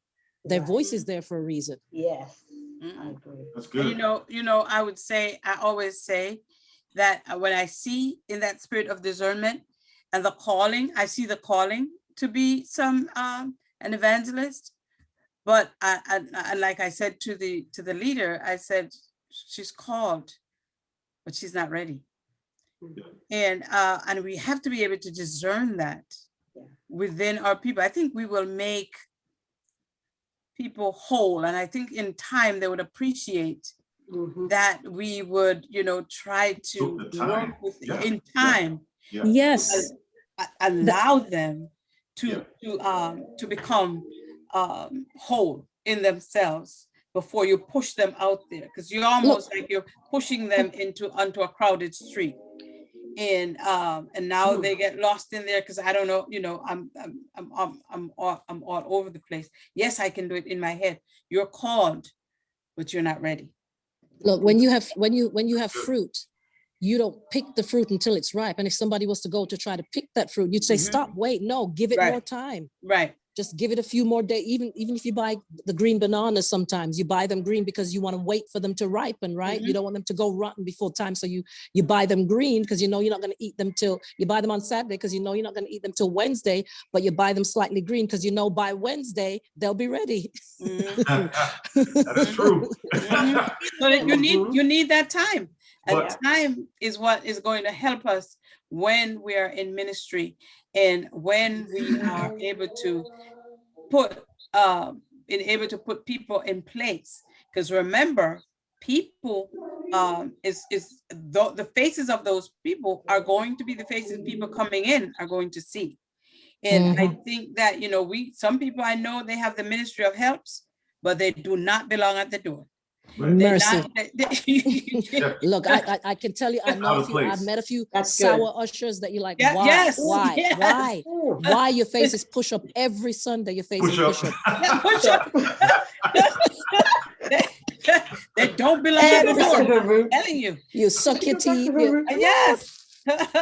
It's just like people I'll give you a perfect example. Well, I went to Burlington Coat Factory, right, to return a jacket that I bought. It was too big over the weekend. And so I went there Monday morning, and they have two sides. I came in one side where the counter was, and they have another side, there's a counter up there too. So I came in where the closest counter was, and I went up to the desk. The lady was, futzing around behind the desk, just, I don't know what she was doing. But when I got to the counter, she turned around, and I'm telling you, if looks could kill, I would be a dead man. She looked me up and down as if to say, what in the world are you coming over here for? So I laughed. It just came out. I laughed. I said, because I could not believe this woman that's supposed to be giving me customer service was looking at me with their face pushed up, Pastor Jay. Push up. The face was pushed up. I mean, the whole nine. And I said to her, I said, are you open? No, I'm not open. You take that up there. Okay. And I turned around and I went. Okay. Now, when I went to the other side, I don't know what it was. That's Monday morning. Everybody was, I don't know. They must have had a bad weekend. They had prunes for lunch. They had, breakfast. yeah, it was morning time and no breakfast Yeah, or something, or, I'm not your man, lady. Don't talk. Anyway, I went to the other side and, I was waiting in line for like 10 minutes, long line. I get to the counter. Almost the same exact thing. The lady looked me up and down. I don't know what it was. She looked me up and down. And I said to her, ma'am, do I need to bring this back here if I need to, because I need to exchange or get a different size? She said, just take that over there. All you have to do is go get the same jacket that's hung up on the rack. That's all you got to do. That's how we do it over here. You just go get, I'm like, wait a minute. I mean, she's giving me, I don't know. She must be telling me off like she's telling off her boyfriend or something. But she was telling, and I'm saying, Lord Jesus, these people are in the wrong positions. They should not be giving custom. I'm about to email Burlington and let them know. That's what I'm saying. I'm It wouldn't have stopped there. They need to know about this. You need to know you have the wrong people in the wrong position. Okay. And that's the same thing with church. It's almost the same thing, like you just talked about. It's the same exact thing. Just because somebody has a gift, we gotta push them. It doesn't mean they fit into everything. Or they're ready. Or you're ready to preach, you're ready to evangelize, because character is something, and I said this at the beginning of when we started, your character. First Timothy deals with, we like the bishop, and we like the, everything that Paul tells Timothy. He didn't tell him about how good you need to preach. He didn't tell him that, you need to holler, and go into E flat and C sharp. There's nothing written or outlined about preaching. Everything outlined there is to deal with your character, to deal with your social life, to deal with your home life. Everything written there in that First Timothy, when Paul's speaking to Timothy, instructing the young pastor, there's nothing there about preaching. There's nothing there about exalting. There's nothing there. Nothing is there. It's about your character. And like you said, Pastor Gene, your character will come out. Whoever that person is or whoever they are, their real self is going to show sooner or later. The real person is going to show up. And some of these, that's why half of the body of Christ, we're in a mess right now because we rush people into positions. Right. And not realize because they can preach and they got, they do their trial sermon and they sound good. Let's put them in there. But you don't know that man's character, his character. Who is he behind? And then they had the process too, Pastor John. We forget that it's a process. Even disciples walked with Jesus for 3 years. He taught them for 3 years and they still wasn't ready to after. Peter, Peter was, hey. Peter was still chopping folks up. Still cussing. They walked with Jesus for 3 years. So we forget, like you said, we want to rush because they can preach a good sermon at one time, or they cater to you when nobody else would cater. So, because I cater, you cater to me, you're my armor bearer or whatever the case may be. Let me just go ahead and elevate you, you know, let me reward you by giving you a title. And like you said, it's character. There's a process. It's a process. That's why you talked about favoritism. That probably could fall right there, but anyway, that's a whole nother thing. But I'm going to, last night on my family Bible study, what we talked about was the disciples in Luke chapter 11, where the disciples, and you talked about this, been following Jesus for quite a bit. And at that point, they still felt like they didn't know how to pray. Yeah. Right. And after Jesus, they said, Jesus, teach me how to pray. Yeah. And so we need that teaching constantly as we go so that we are ready to do ministry, because ministry is going to, we never want to be burnt out or frustrated because we jump in with our head first and we are not really taught as how to operate and be a minister or a servant in ministry, because that's what you are, a servant. And so when we serve, we got to serve with our whole heart. And can you serve without a title? And we serve without a title. Remember what Bishop said? He gave us a towel. A towel. He said, you know, he gave us a towel. You got to wipe your sweat because you're gonna work. You know, it's hard work. You know, you need that towel because it's going to show you that you're a minister, because ministry is work. Servant. And so you have to be ready for that work. You don't want that work to burn you out and say, you know, and get you frustrated, because the worst thing you want to come across is a frustrated Christian. Come on, say it again. I mean, a frustrated preacher. Or a frustrated preacher. Say it again. The worst person you want to come across is a frustrated somebody in the church, because they will curse you out. Prophet. And you will get that, they will give you a piece of their mind. And then they'll come back and apologize 1,500 more times, but they have not changed from within. They have not repented and turned around from their wicked ways. They're still that same person. And so when we do it, it's that whole turnaround of what we do. So people are ready, they're anointed, they're called, but they're not ready. And we have to be able to identify within people when we are, when they're not ready. Because it can, and then another thing we talked about last night in that meeting was about emotional, you know, how emotions act, you know, instead of ministry. It's a lot of times our emotions play a part that looks like ministry. Wow. You know, and so we have to think about that emotionalism that comes with it, because it can model, you know, ministry and how people see it, because just because you cry a tear every time Pastor preach doesn't mean that you're saved. You know, I mean, it just means that, you know, I have work to do, you know, and I have things to do.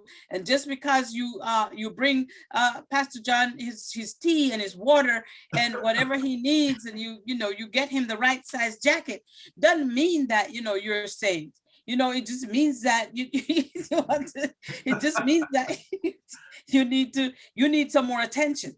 Right. You know, and sometimes, you know, that's distracting from the work that you have to do, because now you have a needy person by your side. And so that's very distracting. So you gotta be able to differentiate between emotionalism and the true Christian life that you're living. Am I just living off my emotions? Yeah. Am I showing a true Christian life, or is it just me acting? And so that's a part of it, because we rehearse what we see in church. You know, you ever seen little kids dance the Holy Ghost dance? You know, they got us all down packed. They got it all down. Yeah, they watch you. They watch you. You know, you ever see them go up on stage and hold that mic, and this is how Pastor John preach. They watch you. They're like sponge.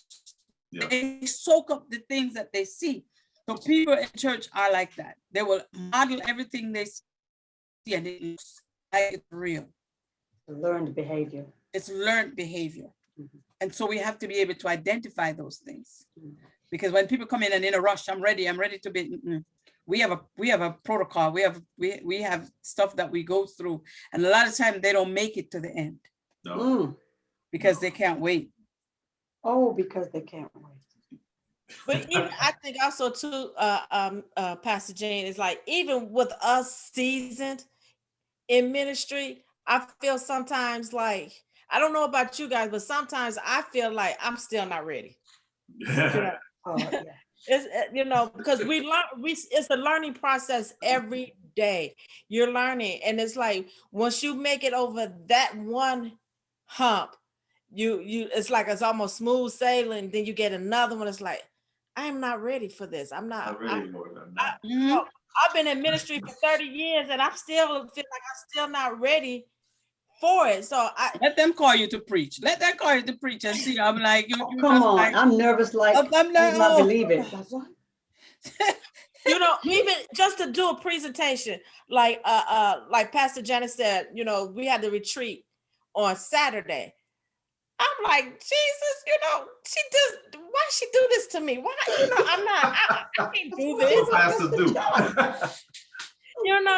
feel like you need a whole nother year to prepare. Yes. Yes. I'm like, Lord, she know I work 10-hour days, sometimes 12. She know I got all, but she that's where you got it in you.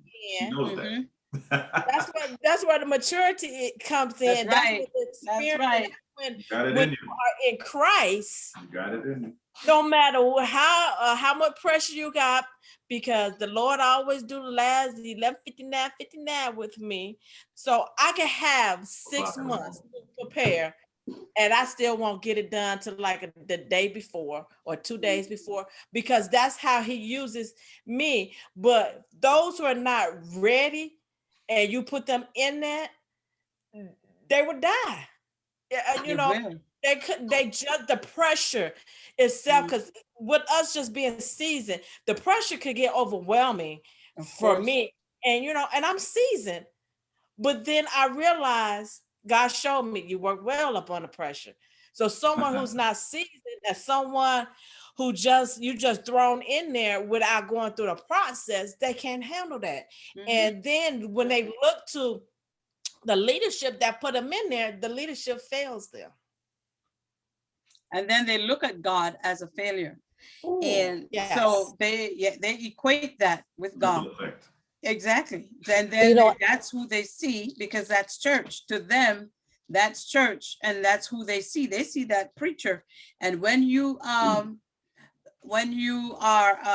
you don't, like I always tell people, I told my boss, I said, you don't set people up to fail. You set them up to flourish in what they do. You don't set them up to fail. And it's the same thing in ministry. When you give people too much too soon, then you're setting them up to fail.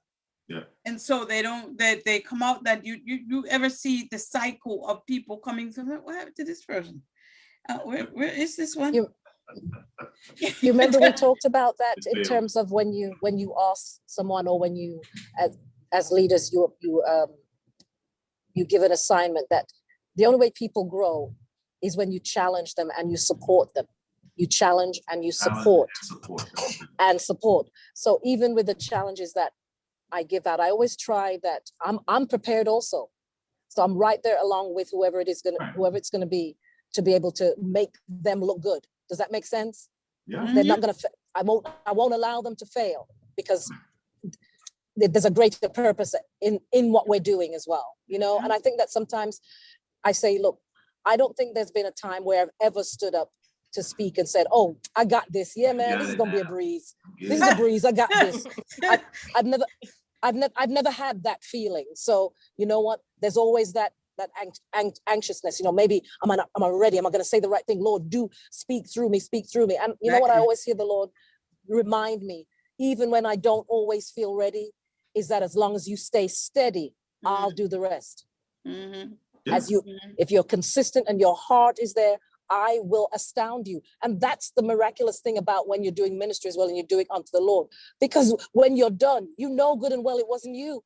Exactly. Exactly. Exactly. at all. That's what he says. No flesh is going to glory in my My presence. presence. You know, Thank and you. so you got to be able to know that that's not me, that was God. And you know, a lot of times, you know, people will come and they'll say, you know, you did a great. I'm like, that was not me. Mm-mm. Well, To that's God what be I'm the saying. glory. To I don't God, take the glory for what God has done, because I'm like you, Sister Minister Stacy, is like, sometimes I have an assignment and it's not until the 9th hour. Sometimes I'm up all night ready to present Yes. this day, you know, and I'm sitting like there, Yes, God, yes, I yes, need to hear from you. I need to hear from Oh, you. yes. And I'm yes. sitting there. It was not until that 9th Yes. hour he gives me that word. And then I'm able to go. I said, God, Holy Spirit, thank you. Thank you. Because And I didn't- sometimes that might be, so guess what? You want to rely on me? Okay, I'm gonna make sure you have to rely on me. Because if I give it to you 3 weeks before, you're gonna sit down and be relaxed yes. coming up to it. You won't be in tune for when I want to change. So Yes. you got it 3 weeks ahead of time. Now you just put it in a drawer somewhere, Yes. and you about doing all kinds of stuff, forgot all about it. No, God said no. I'm gonna make sure you can rely on me. Mm-mm. I'm gonna give you just before you go. that's good, Pastor Jay. You know why? That's good. You know why? Because a lot of us, we say what God said, Mhm.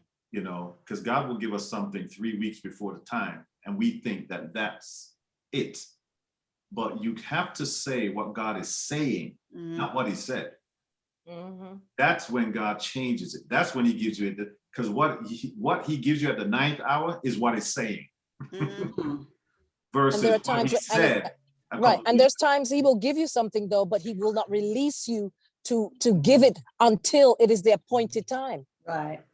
Right. So That's you right. speak what he's That's right. saying, whatever he's saying. Because That's sometimes right. you'll be prepared, like you said, but as soon as you get up there, everything changes. It's Everything, gone. It's not everything, the right Don't. time. all the time. He just does that because he wants you to say what he's saying. This is Mhm. what God is saying, you know, And and so sometimes that word is specific for somebody at that time. what he's saying. And so what he's saying right now, somebody can, You need to get they that. can relate to what is going on. And sometimes you go to church. I remember back in the day when I used to go, I'm like, Jesus, Pastor, I'm preached at me today. I mean, it's everything that, you know, what God is saying to me is what he said. I was able to identify and confirm some of the things that he said because he spoke that word right into me at that right time. And I think God deals with us, you know, all differently as well. It looked like last week when I came home from church, you know, after I ate and everything, God started to speak to me for this week. So I was in my computer typing and, you know, as God was downloading stuff. But I can guarantee come Sunday morning around 4 a.m., 4:30, Right? God will wake me up again and tell me what he's saying again. So it may be different from what he gave me on Sunday. You know what I'm saying? So Oh, you might be standing at the pulpit with what? I might not have nothing. I just have a topic. And so, you know, this is how God deals with me. You know, that's how he is topic first for me. He'll give me a topic. He'll give me, or if it's a series, he'll give me the 3 topics or the 4 topics that need to be in that series. That's just how he deals with me. Now, I know for other people, it may be different, you know, but that's just how he does me. I normally he gives me the topic, what he wants me to start looking at and exploring and researching. And, you know, that's how he deals with me, you know. So this is good, y'all. You know, next level ministry, you know, this is just the second point. There's 12 of them. That's where God wants you to be. That's where God wants us to be. But that's okay. That's fine. Who said there's no rush to get through this? Oh, there we go. Exactly. And what I'll try to do as well, I'll send you because I have them all notes and everything. I'm going to send it to you all. So you guys have the 12 points. So when we meet, I guess next week, if God wants to say something, then we just changed. Whatever he wants to do. But I believe next level ministry is where we need to be at in this season. We cannot do church as usual. We can't do ritual. We can't do what we did 2019 and even 2020. Everything's it's different now, you know, so we have to increase our level of chasing after God has to increase. Our level of, you know, knowing God has to increase. God has enlarged our territories, you know. There's things that we need to do. There's people we need to reach. There's ministry that needs to happen, and, you know, and this is a space where, you know, we can learn from each other, and I'm, you know, hearing from everybody, and, you know, so we're all in this thing together. So I appreciate y'all for being on tonight, and making the sacrifice. Next Level Ministry, number 1 was Next Level Ministry Glorifies God. Number 2 was Next Level Ministry Values All People. And that's where we kind of stopped. And God willing, we'll pick it up next week to move on to points 3 and 4, whatever the Lord wants to do. So on that note, any last words from anybody? This is good. Pastor Gene, you gave us a Sermon on the Mount tonight.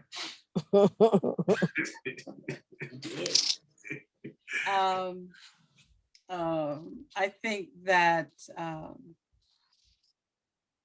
God kept you there at people because we all are in ministry, and we have to be able to know the people that we serve.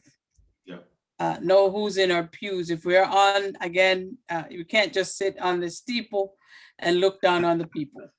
Just can't, you know. We have to know and be able to discern who's in, because who's in our pews, because there are so many hurting people. Yeah. And sometimes we'll preach, our sermons will preach over them, and especially what's going on now in the world with social justice and all of this that's going on. People are hurting deep down inside. And when they walk into our churches, into our buildings,